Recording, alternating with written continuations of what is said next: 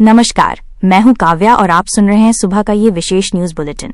आज के बुलेटिन में हम शहर की हलचल से लेकर प्रशासन के फैसलों और आपके काम की हर जानकारी पर विस्तार से बात करेंगे। लेकिन सबसे पहले दिन की शुरुआत करते हैं 3 बड़ी सकारात्मक और उत्साहजनक खबरों के साथ। पहली सकारात्मक खबर, दीनदयाल उपाध्याय गोरखपुर विश्वविद्यालय के ललित कला एवं संगीत विभाग के सहायक आचार्य डॉक्टर गौरीशंकर चौहान को राज्यपाल आनंदीबेन पटेल द्वारा प्रतिष्ठित सम्मान से नवाजा गया है। दूसरी सकारात्मक खबर, गोरखपुर लिटरेरी फेस्टिवल का भव्य समापन हुआ, जहां साहित्य और कला के क्षेत्र की 3 बड़ी हस्तियों को प्राइड ऑफ गोरखपुर सम्मान दिया गया। तीसरी सकारात्मक खबर, मदन मोहन मालवीय प्रौद्योगिकी विश्वविद्यालय में 2 दिवसीय अंतर्राष्ट्रीय सम्मेलन का सफल समापन हुआ, जिसमें शोध को समाज के काम लाने पर जोर दिया गया। अब रुक करते हैं आज की सभी खबरों की ओर विस्तार से। बुलेटिन की शुरुआत आज की सबसे बड़ी खबर से करते हैं, जो सीधे आपकी सेहत और यात्रा से जुड़ी है। मौसम विभाग ने गोरखपुर और आसपास के जिलों के लिए अगले 2 दिनों तक शीतलहर और घने कोहरे की चेतावनी जारी की है। विभाग की ओर से ऑरेंज अलर्ट जारी किया गया है। रविवार को भी ठंड का असर साफ दिखा, जहां शहर का अधिकतम तापमान औसत से 7.4 डिग्री सेल्सियस गिरकर 15.6 डिग्री सेल्सियस दर्ज किया गया। साथ ही 23 से 27 दिसंबर तक के लिए येलो अलर्ट भी जारी है, इसलिए आप सभी को विशेष सावधानी बरतने की सलाह दी जाती है। ठंड और कोहरे की इस मार ने यातायात को भी बुरी तरह प्रभावित किया है। खराब मौसम की वजह से रविवार को गोरखपुर स्टेशन पर 10 से अधिक ट्रेनें घंटों की देरी से पहुंची। बठिंडा से आने वाली गोरखधाम एक्सप्रेस 9 घंटे की देरी से आई, तो वहीं नई दिल्ली बरौनी स्पेशल ट्रेन 12 घंटे से भी अधिक विलंबित रही। कुशीनगर एक्सप्रेस, वैशाली और अमृत भारत एक्सप्रेस भी 3 से 5 घंटे की देरी से चल रही हैं।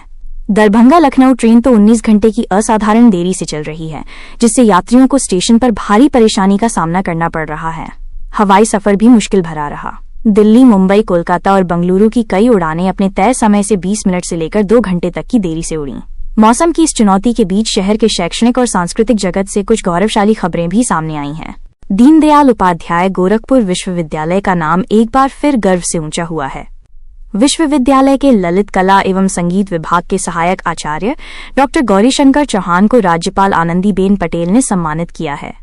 डॉक्टर चौहान ने भातखंडे संस्कृति विश्वविद्यालय का लोगो डिजाइन किया था।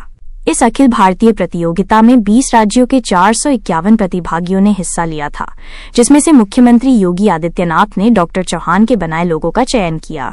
उन्हें पुरस्कार के रूप में 50,000 रुपये, स्मृति चिन्ह और सम्मान पत्र भेंट किया गया। लिटरेरी फेस्टिवल का समापन और प्राइड ऑफ गोरखपुर सम्मान।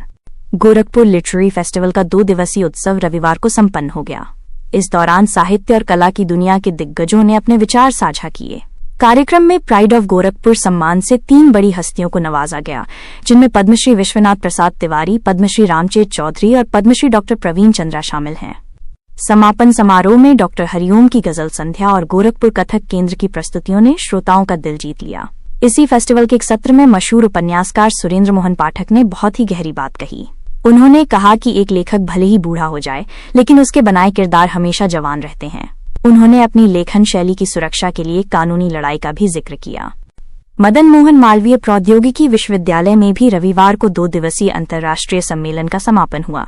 मुख्य अतिथि प्रोफेसर आर.के. यादव ने कहा कि अकादमिक शोध का असली फायदा तब है जब वो आम जनता के काम आए। इस सम्मेलन में कृत्रिम बुद्धिमत्ता यानी AI जैसे विषयों पर 44 शोध पत्र पढ़े गए। विशेषज्ञों ने इस बात पर जोर दिया कि शिक्षण संस्थानों और उद्योगों को मिलकर काम करना चाहिए। अब बात करते हैं शिक्षा से जुड़ी कुछ अन्य महत्वपूर्ण सूचनाओं की। शिक्षा विभाग की बात करें तो जिले में आगामी प्री बोर्ड परीक्षाएं वर्ष 2025 के लिए तैयार रिजर्व प्रश्न पत्रों से कराई जाएंगी।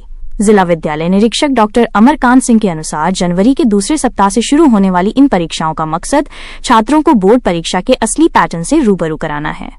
वहीं रविवार को 29 केंद्रों पर LT ग्रेड की परीक्षा संपन्न हुई।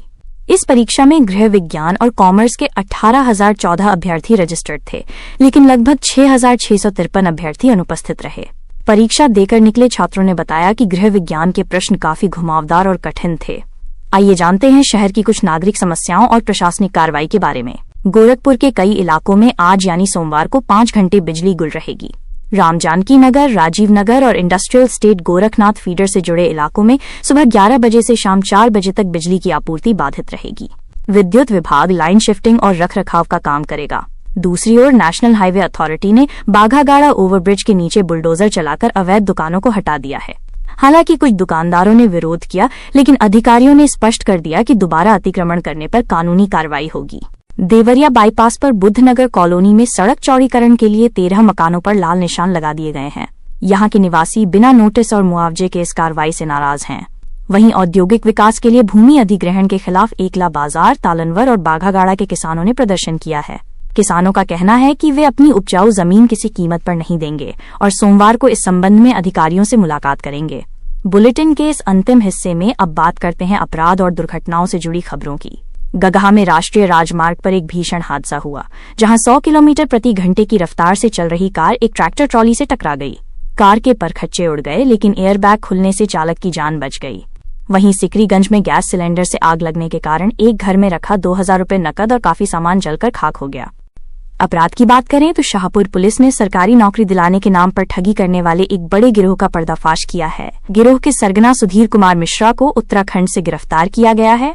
उसने उधम सिंह नगर के जिलाधिकारी के फर्जी दस्तखत कर नकली नियुक्ति पत्र तैयार किए थे। रामगढ़ताल क्षेत्र की एक ट्रांसपोर्ट कंपनी से उसका कर्मचारी रंजीत पांडे 11 लाख रुपए और सीसीटीवी का डीवीआर लेकर फरार हो गया है। पुलिस उसकी तलाश कर रही है। सहजनवा में यूरिया की कालाबाजारी के मामले में भी दिनेश निषाद और मुरलीधर सिंह पर केस दर्ज किया गया है। कैंपियरगंज में चोरी करते हुए तुलसी नाम के एक युवक को गांव वालों ने रंगे हाथ पकड़ लिया। उसके पास से एक लैपटॉप भी बरामद हुआ है।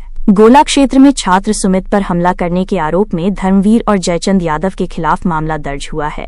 हरपुर बुधहट में छात्राओं से अभद्रता करने वाले युवक आलोक को पुलिस ने जेल भेज दिया है। कैंट थाना क्षेत्र में एक युवक पर रॉड से हमला करने वाली युवती विशाखा पांडे और उसके साथी को पुलिस ने गिरफ्तार कर लिया है।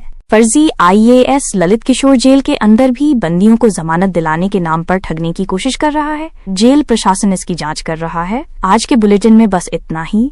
सुरक्षित रहें और ठंड से अपना बचाव करें। धन्यवाद।